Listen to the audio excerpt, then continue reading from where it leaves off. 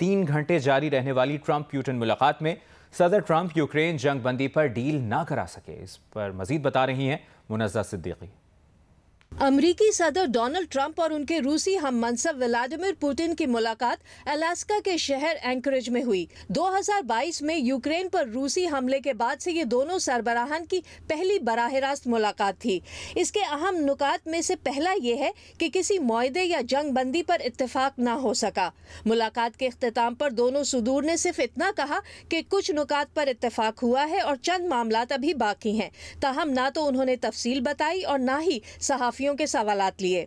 मुलाकात का दूसरा अहम नुक्ता ये रहा कि सदर पुतिन को अलास्का मदऊ करके ट्रंप ने उनके आलमी सिफारती बायकॉट को कमजोर कर दिया और यही इस मुलाकात की सबसे काबिले जिक्र बात है।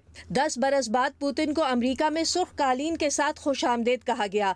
इजलास के बाद भी वो कोई रियायत दिए बगैर दोस्ताना माहौल में वापस लौट गए। सदर ट्रंप, जो हालिया महीनों में पुतिन से मायूस दिखाई देते थे, इस बार खुश नजर आए और कहा कि मेरा सदर पुतिन के साथ हमेशा शानदार ताल्लुक रहा है। मुलाकात का तीसरा नुक्ता ये था कि मुश्तरका प्रेस कॉन्फ्रेंस में पुतिन ने पहले खिताब किया और यूक्रेन जंग के असबाब बयान किए। ट्रंप ने उनके मौकिफ को चैलेंज नहीं किया और मुस्कुराते रहे। ट्रंप ने फौरी फायरबंदी की अपनी साबका शर्त का जिक्र भी नहीं किया।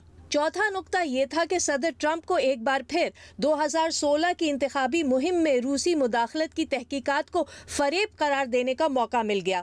पुतिन के साथ खड़े होकर ट्रंप को ये कहने का मौका भी मिल गया कि अगर वो 2022 में अमरीकी सदर होते तो रूस यूक्रेन पर हमला ना करता।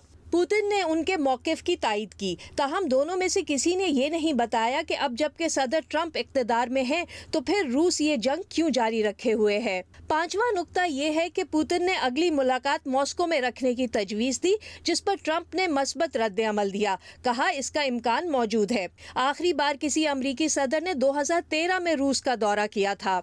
इस इजलास की छठी अहम बात यह है कि यूक्रेन के सदर वोलोदिमीर ज़ेलेंस्की को, जो इस जंग के असल फरीक हैं, इस इजलास में मदऊ नहीं किया गया। इजलास के बाद इंटरव्यू में ट्रंप ने जंगबंदी की जिम्मेदारी ज़ेलेंस्की पर डाल दी।